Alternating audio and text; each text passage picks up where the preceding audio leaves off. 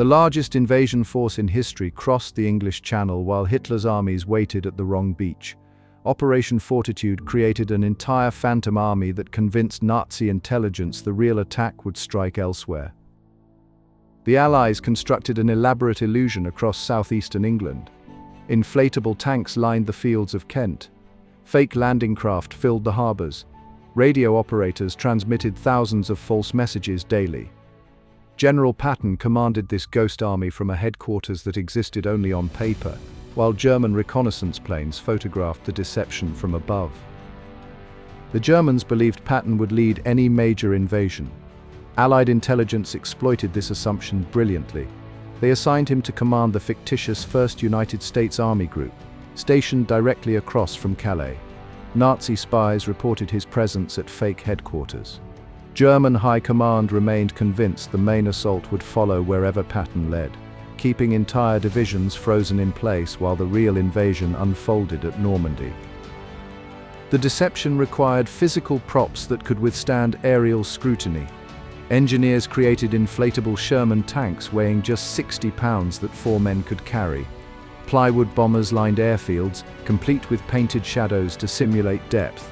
Sound trucks broadcast recordings of tank engines and troop movements. German pilots returned with photographs showing exactly what the Allies wanted them to see.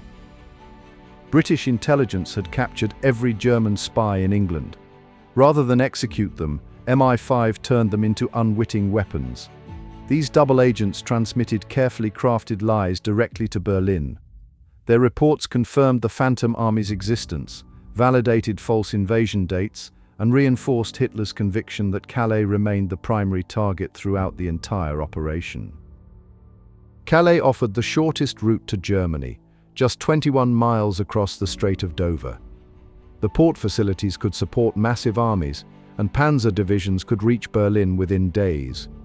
German military doctrine demanded defending the most logical target.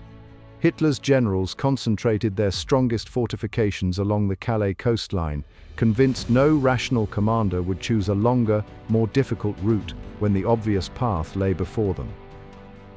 The invasion began at dawn, but Hitler slept undisturbed at his Bavarian retreat. His commanders feared his legendary rage when awakened prematurely. They hesitated to disturb him without absolute confirmation that Normandy represented the main assault rather than a diversion.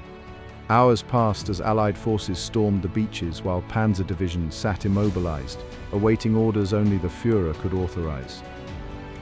2 elite panzer divisions sat within striking distance of the Normandy beaches, their engines cold and their crews restless.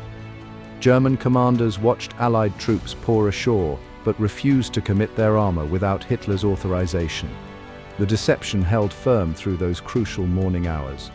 Wehrmacht intelligence continued reporting increased activity near Calais, convincing high command that Normandy was merely a feint designed to draw forces away from the real target.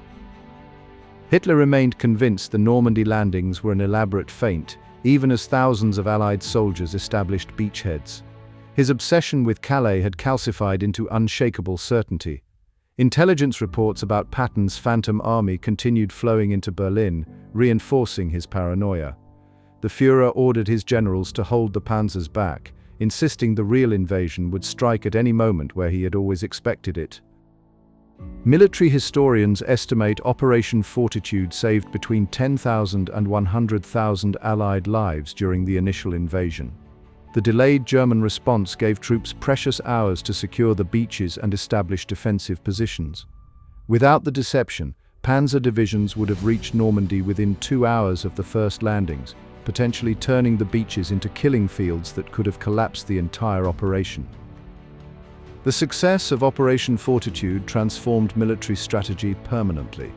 Modern warfare now recognizes that controlling enemy perception can prove more decisive than controlling territory.